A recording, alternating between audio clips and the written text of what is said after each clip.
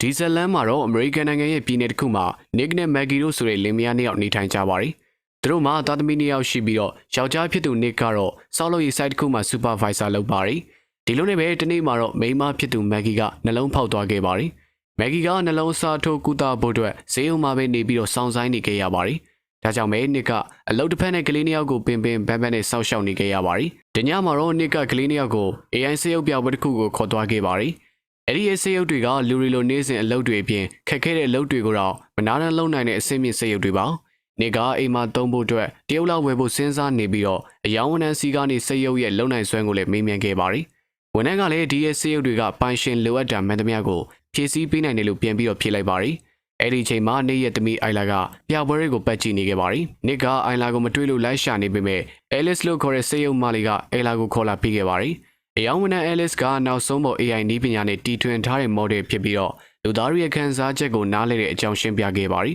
။အိုင်လာလေးကဆေးရုပ်လေး Alice ကိုလိုချင်တာကြောင့်အဖေဖြစ်သူ Nick ကိုပူဇော်လိုက်ပါတယ်။နောက်နေ့မနက်မှာတော့ Nick ကကလေးတွေကိုမနက်စာကျွေးနဲ့အလုပ်ကိစ္စဖုံးပြောနေခဲ့ပါတယ်။အဲ့ဒီအချိန်မှာ Alice ရောက်လာခဲ့ပြီးတော့အဲ့ဒီခုလုံးရှုပ်ပွားနေတာကိုတွေ့သွားပြီးမိသားစုဝင်တွေရဲ့အချိန်စရာကိုမေးလိုက်ပါတယ်။ Nick ကအိုင်လာကိုကြောင်းပို့ဖို့ထွက်သွားတဲ့နောက်မှာ Alice ကရေခဲတက်တာဘောကဈေးဝယ်စင်းကိုကြည့်လိုက်ပြီးတော့အိမ်တန်ရှင်းလုံနေတော့မှ Nick နဲ့ Maggie တို့ပုံကိုတွေ့သွားခဲ့ပါတယ်။ညနေခင်းမှာ Nick တို့အိမ်ပြန်ရောက်လာတဲ့အချိန်မှာတော့တိမ်လုံးကတန်ရှင်းပြီးညစာကလည်းအစင်းသင်းဖြစ်နေပါတယ်။ဒါပေမဲ့လည်းအိုင်လာတယောက်ကမုံရရတာကသူ့မိလက်ရနဲ့တခြားစီဖြစ်နေလို့စိတ်ညစ်နေခဲ့တာဖြစ်ပါတယ်။ညစာစားပြီးတဲ့နောက်မှာတော့အိုင်လာကိုရေချိုးပေးဖို့ Alice ကိုခိုင်းလိုက်ပါတယ်။ညကိုရောက်တော့ Alice ကအိတ်ဆက်တဲ့ setting ကိုပြောင်းသွားခဲ့ပြီးတော့နေရန်ကိုမိကအနားယူလိုက်ပါတယ်။အိုင်လာကဘိုက်ဆရာကြောင့်ကူကီဘူးကိုခုံနဲ့တက်ပြီးတော့ယူနေချိန်မှာချုံလဲကျသွားခဲ့ပါတယ်။နစ်ကပြုတ်ကျတဲ့အတန်ကိုကြားတော့အောက်ထပ်ကိုပြေးဆင်းလာခဲ့ပါတယ်။ကံကောင်းစွာနဲ့ပဲ Alice ကအိုင်လာကိုဖမ်းထားလိုက်တာကြောင့်ဘာတန်ရာမှမရခဲ့ပါဘူး။ဖန်ခွဲစားတွေကြောင့် Alice ကသူ့ရီထွက်ခဲ့ပြီးတော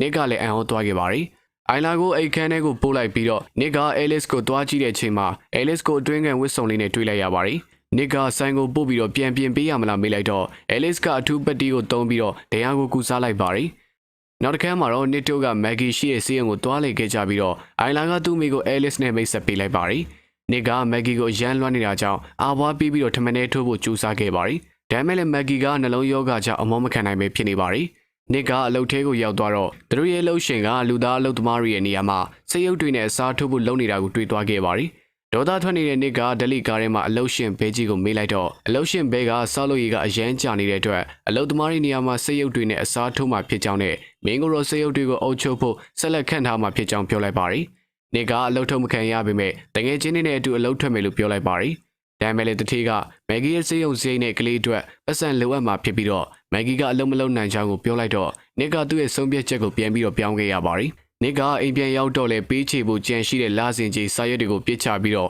့ကလေးတွေကိုဂယူဆိုင်ခဲ့ပါတယ်။အလုပ်ပင်မလာလာတော့မှကလေးတွေကိုဂယူဆိုင်နေတဲ့နစ်ကို Alice ကတတိထားမိသွားခဲ့ပြီးတော့စာရွက်တွေကိုကောက်ကြည့်နေခဲ့ပါတယ်။ညစာစားပြီးတော့ Nick ကဝီစကီတောက်ပြီးတချင်းနားထောင်ရင်းနဲ့ကားပြေးနေခဲ့ပါတယ်။ရုတ်တရက် Alice ကပူညိတ်ညောင်းတဲ့တချင်းကိုပြောင်းလိုက်တော့ Nick ကကောင်းကထွက်လာပြီးတော့အလုံးမအစမပြေတဲ့အကြောင်းတွေကိုပြောပြလိုက်ပါတယ်။ Alice ကလည်း Nick ရဲ့ရင်ဖွင့်တဲ့တွေကိုနားထောင်ပြီးတော့နှစ်သိမ့်စကားတွေပြန်ပြီးတော့ပြောပြလိုက်ပါတယ်။ Alice ကအိုင်လာကိုအိယာဝင်ဖို့စောင့်နေတော့မှပဲအိုင်လာကသူ့မိတေးသွားရင်ရောလို့မေးလိုက်တော့ Alice ကပါဇက်ကနေမီးအောင်ထုတ်ပြပြီးတော့အာယုံလွှဲလိုက်ပါတယ်။အဲဒီနောက်မှာတော့ Alice ကအေဂန်နဲ့မှနစ်တယောက်တည်းကိုရုပ်ရှင်ကြည့်နေတာကိုတွားကြည့်ခဲ့ပါတယ်။ Alice ကဇလန်းချောင်းကိုကြိုသိနေခဲ့ပြီးမဲ့လေနေကတော့ပြန်ကြည့်လိုက်တာကပို့ပြီးတော့ခံစားလို့ကောင်းကြောင်ရှင်းပြလိုက်ပြီးတော့ Alice ရဲ့မညံတဲကရုပ်ရှင်ချောင်းကိုလည်းဖျက်ပစ်ခံလိုက်ပါတယ်။ Alice က program တွေကိုအသစ်ပြန်စဖို့လိုအပ်တဲ့အတွက်နစ်ကလေဘင်းက power clock ကိုနှိပ်ပေးခဲ့ပါတယ်။အခုတော့ Alice ကရုပ်ရှင်ကိုအသစ်တစ်ဖန်ပြန်ကြည့်နိုင်ခဲ့ပြီဖြစ်ပြီးတော့အချစ်ဆိုတဲ့အရာကကိုချစ်တဲ့သူကိုကာကွယ်ဖို့အတွက်မကောင်းတာတွေကိုလုပ်ရဲတဲ့အထိ power ကြီးချောင်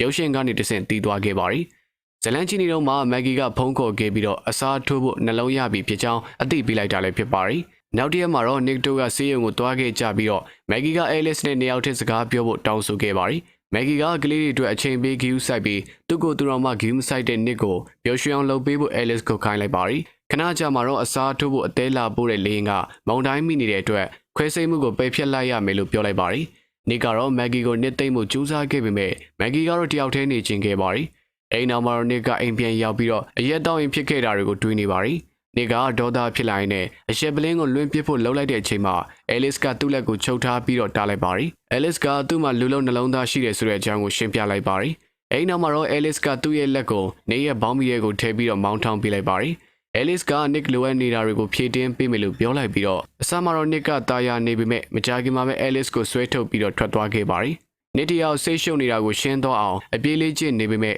Alice နဲ့ထားပြီးတော့ထိုးလိုက်ရရင်ကောင်းမှာပဲဆိုပြီးတော့စိတ်ကူးရင်းနေခဲ့တာပါ။နောက်တစ်ခါမှာတော့ Maggie ကမျောလင့်ချက်ကုံဆုံးသွားခဲ့ပြီးတော့ကလေးတွေကိုစောင့်ရှောက်ပေးဖို့ Nick ကိုမာနေခဲ့ပါတယ်။အဲ့ဒီညမှာပဲဓာတ်ပုံ album တဲက Maggie နဲ့တွဲရိုက်ထားတဲ့ဓာတ်ပုံတွေပြောင်းနေတာကိုသတိထားမိသွားတဲ့အတွက် Alice ကိုမေးလိုက်ပါတယ်။ Alice ကဓာတ်ပုံတွေကအိုင်လာကိုဝမ်းနေစီတာကြောင့်ဖြည်းဖြည်းခဲ့တဲ့အကြောင်းကိုရှင်းပြလိုက်ပေမဲ့ Nick ကတော့ပြန်ထည့်ခိုင်းတာကြောင့်ပြန်ပြီးတော့ထည့်ပေးလိုက်ရပါတယ်။အဲ့နောက်မှာတော့ Nick ကသူ့တငယ်ချင်းတွေနဲ့တွားတောက်ခဲ့ပါတယ်။လူသားရဲ့နေရာမှာစိတ်ရုပ်တွေနဲ့အစားထိုးလာတာကြောင့်သူ့ရဲ့တငယ်ချင်းတွေကအလုတ်ပြန်ရှာဖို့ခက်ခဲနေပါတယ်။စိတ်ရုပ်စပွဲထိုးမှလေသူတို့ဝိုင်းကိုရောက်လာတော့မွန်တီကဆဲဆုပ်ပေမဲ့ Nick ကတော့တားခဲ့ပါတယ်။အဲ့နောက်မှာတော့ဘားတွေကနေထွက်လာကြပြီးတော့ကားမောင်းရင်းနဲ့ပဲဆက်တောက်ခဲ့ကြပါတယ်။ဒီလိုနဲ့ပဲ Nick အလုတ်လုတ်တဲ့ဆောက်လုပ်ရေး site ကိုရောက်လာခဲ့ပါတယ်။ Nick ကပြဿနာတက်လိမ့်မယ်လို့တတိပေးလိုက်ပေမဲ့ Monty ကတော့ game site ပဲနဲ့ site ထဲကိုဝင်သွားခဲ့ပါတယ်။ Monty ကစိတ်ရုပ်လုံသမားတွေထည့်ထားတဲ့ကွန်တိန်နာကိုရှာတွေ့ခဲ့ပေမဲ့တောက်ဖွင့်မှုစကားဝက်လုံနေခဲ့ပါတယ်။ Nick ကတော့သူတို့အတွက်ဖွင့်ပေးဖို့ညှင်းဆန်ခဲ့ပေမဲ့ Monty ကတော့နေ့ရဲ့စကားဝက်ကိုခံမှန်းပြီး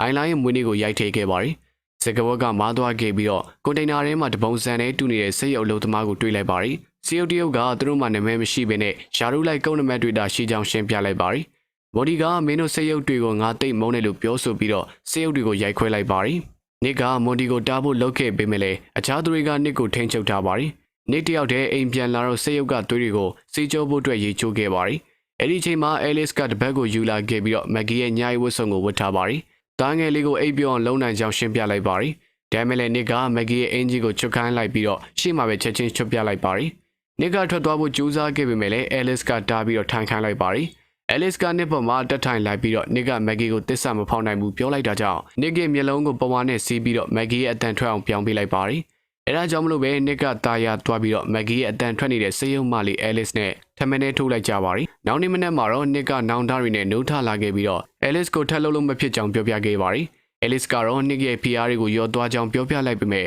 Nick ကတော့အချစ်စိတ်မှမရှိဘဲနဲ့ထမင်းနဲ့ထိုးရတာပိုဆင်ပြင်းကြောင်းအော်ငေါက်ပြောဆိုခဲ့ပါတယ်။ Nick လောက်ကိုရောက်သွားတော့စိတ်ရုပ်တွေအားလုံးကဖျက်ဆီးခံလိုက်ရတဲ့အတွက်တထေးကရဲနဲ့စကားပြောနေခဲ့ပါတယ်။ Nick ရဲ့စကားဝတ်နဲ့ဖွင့်ထားတဲ့အတွက်မင်းကိုတန်တရားရှိနေတယ်လို့တထေးကပြောပြလိုက်ပါတယ်။ Nick ကတော့ညက Maggie ကိုစေးရုံသွားဆောင်နေခဲ့ကြောင်းပြောပြက Monty တို့ကခမန်းနံကြောင်ရှင်းပြလိုက်ပါတယ်။တထေးကစိတ်ပြက်နေပြီးမင်းလေးနေတာဆိုရင်အလုတ်ထုတ်ပြစ်မယ်လို့ပြောလိုက်ပါတယ်။အဲအချိန်မှာပဲ Nick စီကို Maggie ကအစားထိုးကူတာဖို့အတွက်နှလုံးတစ်ခုကိုထပ်တွေ့လာတဲ့အတွက်ဝမ်းသာစွာနဲ့ဖုံးဆက်လာခဲ့ပါတယ်။ခွဲစိတ်စရာမှုအားလုံးကလည်းစေရုပ်တွေဖြစ်နေခဲ့ပါတယ်။ကန်ကောင်းစွာနဲ့ပဲ Maggie ကိုအောင်မြင်စွာခွဲစိတ်နိုင်ခဲ့ပြီးတော့ရန်နိုင်ငယ်ကြာမှာပဲ Maggie ကစေးရုံကနေဆင်းကအိမ်ကိုပြန်ရောက်ခဲ့ပါတယ်။ Maggie ရဲ့ခန္ဓာကိုယ်ကအားနေနေစေဖြစ်ပြီးတော့ကလေးကိုချီဖို့ခက်ခဲနေတာကြောင့် Alice ကကောက်ချီလိုက်ရပါတယ်။နောက်တစ်ခါမှာတော့ Alice ကကလေးကိုပန်းချန်နဲ့ခေါ်သွားခဲ့ပြီးတော့အနားမှာလောင်နေတဲ့ကလေးတစ်ယောက်ကြောင့်အော်ငိုနေခဲ့ပါတယ်။ Alice ကကလေးကိုဆဲဆူလိုက်တာကြောင့်အခြားစေးရုပ်တွေအားလုံးကအံ့ဩသွားကြပြီးတော့ Alice ရဲ့ပန်းရှင်က Alice ကိုယဉ်ကျေးမှုရှိအောင်လုပ်ပေးမထားဘူးလို့ထင်သွားခဲ့ပါတယ်။ညရောက်တော့အိုင်လာက Maggie ရဲ့လက်ရကိုစားရတဲ့အတွက်ပျော်ရွှင်နေခဲ့ပြီးတော့ Alice ကဟင်းချက်နီးကိုတောင်းခဲ့ပေမဲ့ Maggie ကတော့မိသားစုလိုအပ်ချက်ဖြစ်ကြောင်းပြောပြလိုက်ပါတယ်။နောက်နေ့မနေ့ရောက်တော့အိုင်လာရဲ့အတန်ကိုကြားလို့ Maggie ကဆင်းလာတဲ့အချိန်မှာလက်ရန်ကကျူးသွားခဲ့ပြီးတော့ပြုတ်ကျနေခဲ့ပါတယ်။အဲဒါကြောင့်မလို့ပဲ Alice က Maggie ကိုအခန်းထဲပြန်ပို့ပွေ့ချီခဲ့ပါတယ်။ Nick ကအလုပ်ပြန်လာတဲ့အချိန်မှာတော့ Alice ကအိုင်လာကို Maggie ရဲ့အတန်နဲ့စာဖက်ပြနေတာတွေ့သွားတာကြောင့် Alice ကိုရက်ခိုင်းလိုက်ပါတယ်။ Alice က Maggie ပြုတ်ကျတဲ့အကြောင်းကိုပြောပြလိုက်တော့လက်ရန်ကျိုးသွားတဲ့အကြောင်းကိုပြောနေတော့မှ Nick က Maggie ကိုတွားကြည့်ခဲ့ပါတယ်။ Nick ကတော့စေယုံမှာ Alice ကိုတန်တရားဝင်နေခဲ့ပါတယ်။နိုင်ပိုင်းလောက်ကြာမှာတော့ Nick က Maggie ကိုနိုးခဲ့ပြီးတော့မီလုံးနဲ့အလှဆင်ထားတဲ့လန်တိုင်း romantic ဆန်ဆန်ညစာစားဖို့ပြင်ဆင်ထားတဲ့စပွဲစီကိုခေါ်သွားခဲ့ပါတယ်။ Alice ကနင်တို့လင်မယားကြည်နူးနေတာကိုကြည့်နေခဲ့ပြီးတော့တဝင်းတိုးနေခဲ့တာပါ။ညစာစားပြီးတော့ Maggie တို့ကရေတူတူချိုးခဲ့ကြပြီးတော့အိယာပေါ်သွားကထမင်းထဲထိုးခဲ့ကြပါတယ်။သူတို့ကပွဲကောင်းကြနေတော့မှ Alice ကရောက်လာပြီးတော့အိုင်လာကအိမ်မက်ဆိုးမက်ပြီးတော့ Nick ကိုခေါ်နေတဲ့အကြောင်းကိုလာပြီးတော့ပြောခဲ့ပါတယ်။အိုင်လာအိပ်ပျော်သွားတော့ Nick ကအိမ်ပြင်ဘက်ကိုထွက်လာခဲ့ပါတယ်။အဲ့ဒီအချိန်မှာပဲမူးနေတဲ့ Monty ကရောက်လာခဲ့ပြီးတော